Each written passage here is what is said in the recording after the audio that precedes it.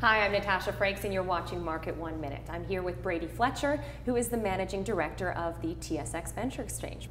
So I was wondering if we could start with a little bit of an explainer, because BNN consistently features companies that are listed on both the TSX and the TSX Venture Exchanges, both of which are owned by the TMX Group, which is a publicly traded company itself. So what exactly is the difference between TSX and TSX Venture? One of the really unique things about our ecosystem is we view it a two-tiered capital market.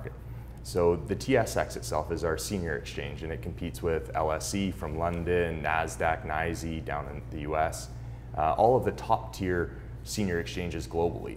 And if you look at our track record in the mining and resource space, it's roughly half of every mining dollar that is transacted globally happens on our exchanges.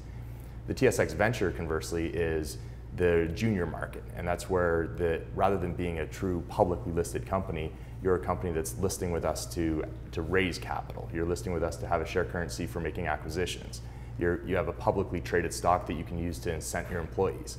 And then underpinning all of that is a public exchange that allows secondary trading in your stock. Over time, as you build credibility in the capital markets and you prove that you can execute on that business plan, that secondary trading picks up into liquidity as more investors want to come in behind your company. The really exciting thing for us is when we look at this two-tiered ecosystem, over the last 16 years, we've had a really strong track record of growing companies up. And roughly 640 companies have graduated off of the TSX Venture Exchange up to the TSX over that same period of time. Those companies now account for roughly 20% of the companies listed on the TSX. So if the venture exchange is focused on capital formation, how does that compare to other financing opportunities for growth stage companies? The companies that choose to list with us on venture are frequently comparing listing on venture against their options to finance the company privately.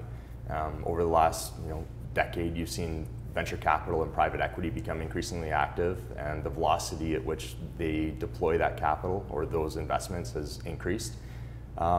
When the companies list with us here on venture, though, it's a fundamentally different experience. The term sheets are much more straightforward. It's common shares that are being invested into the company. It's not the VC term sheet that typically comes with liquidation preferences, that typically comes with shareholder provisions and ratchet provisions if there's a down round for the company, or board representation.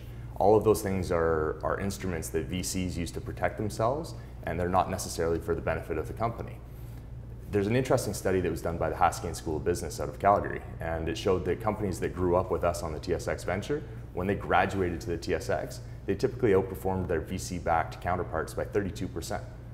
Now, historically, venture has been heavily weighted to resource companies, specifically mining. Sure. So what I'm wondering is, do the same opportunities exist for technology, life sciences, diversified issuers on the venture exchange? Yeah. Our tech practice, led by Michael Cousset, has been doing really, really well. There's a hashtag Tech is Back that's been picking up traction. And it's really exciting for us because a lot of what the resource companies have done on the venture exchange over the past few decades we're starting to see the diversified and innovation sector doing the same thing. And so mining companies used to go public and they'd have a shell, what we'd call a shell vehicle, typically an empty listed entity with a pool of cash in it, and they'd go find something interesting to explore. They'd use that share currency to vend in a project. They'd then use the cash that they had to go drill that project and see if there was anything of merit on the project. If there was, they could go raise money at a higher valuation. If not, then management would tighten their belt and they'd go find another project to vend in using that share currency. We're now seeing technology companies lever that same process, and they get listed with us, they test their initial project, and if it works, then they can continue to raise money at sequentially higher valuations as they execute on their business plan. If not, they get the ability to tighten their belts and go back and change their business plan, or what's called a pivot in technology. And it makes it a really entrepreneur-friendly market for companies to grow.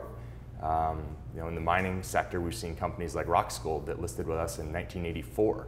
So it's been with us for 33 years. It's gone through 6 different name changes, and it just graduated up to the TSX this year as a $500 million mining company. The parallel in the technology space is companies like TIO Networks that listed with us in 1999. Great Vancouver success story. Hamid Shabazi listed the company, found out that their original plan didn't work. He pivoted the company 5 times over the course of 15 years before they eventually found this niche that actually worked for them. When they found that niche, they were able to use their share currency to vend in additional companies, scale the business, and it ultimately exited this year to PayPal for $304 million, which is a big win for all of the investors. Those are some great success stories, but I'm wondering if you can talk a bit more about activity levels that you're seeing on the Venture Exchange. Currently, we have 1,650 listed entities with us. Last year, those same issuers in the first half of the year raised about $1.9 billion. This year, they've raised $3.6 billion. So we're up 85% year over year in terms of total activity levels. And we're seeing that paralleled on the senior exchange as well, with roughly $30.6 billion raised across the 2 markets year to date. The other piece that we think is really exciting is that last year, the average financing size on the TSX Venture was $2.2 million. And year to date, it's about 4.5. So we're not only seeing an increase in financing activity, but we're seeing increases in the size of financing, which means that more money's coming in to help these companies grow. So does the Venture Exchange ever highlight top performers? Absolutely. Every year we have our Venture 50 awards, and that takes 50 of our top performing companies from across all sectors, and we highlight what they've done in the past year.